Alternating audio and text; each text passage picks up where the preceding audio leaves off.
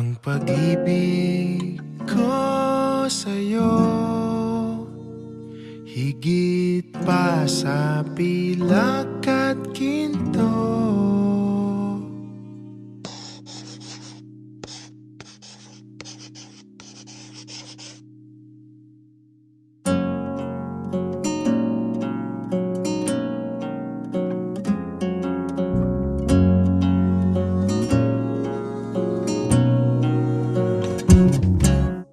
Di ko maipaliwanag ang nadarama.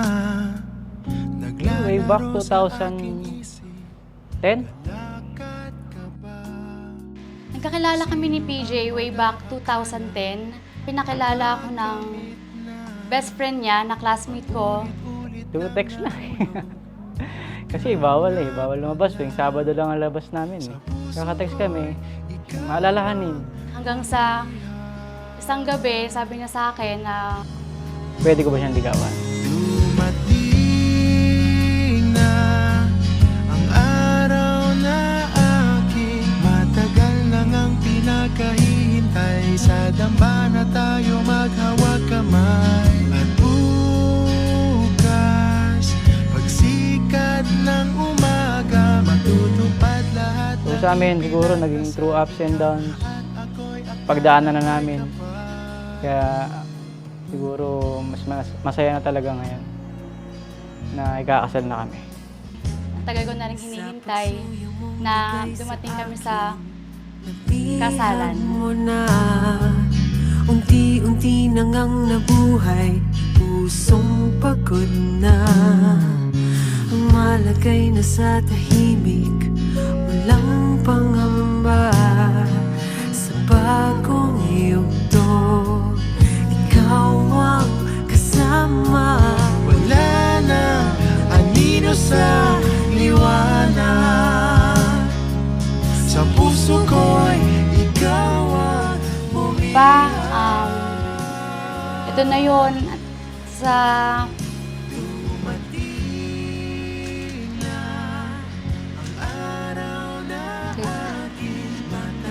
ayun, sobrang excited na akong maging Mrs. Galdones. Pa, see you later. Ito na yun. Malapit na tayo magpunta ng ceremony. Mag-iisang dibdib na tayo. Sobrang excited na ako. Mahal na mahal kita, Pa. Wait lang, naiyak ako eh. ano man ang mangyari, pangako sa'yo. Sa hirap Ayun na. Salamat. Nang marami sa'yo. Eh, ikaw ang nagpatibay ng pagkatao ko. Kung ano man meron ako ngayon, siguro dahil sa dedikasyon sa buhay. Dahil sa'yo. Marami man tayo naging problema. Matagal din ang iwalay natin dati. Pero nangako ko sa sarili ko na ikaw pa rin. At walang iba.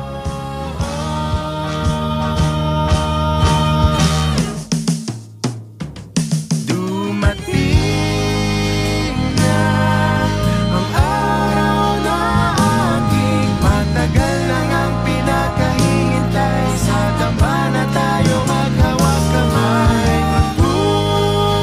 Bukas, pagsikat ng umaga, matutupad lahat ng ipinagdasal. Ikaw at ako'y akda ng may kapal.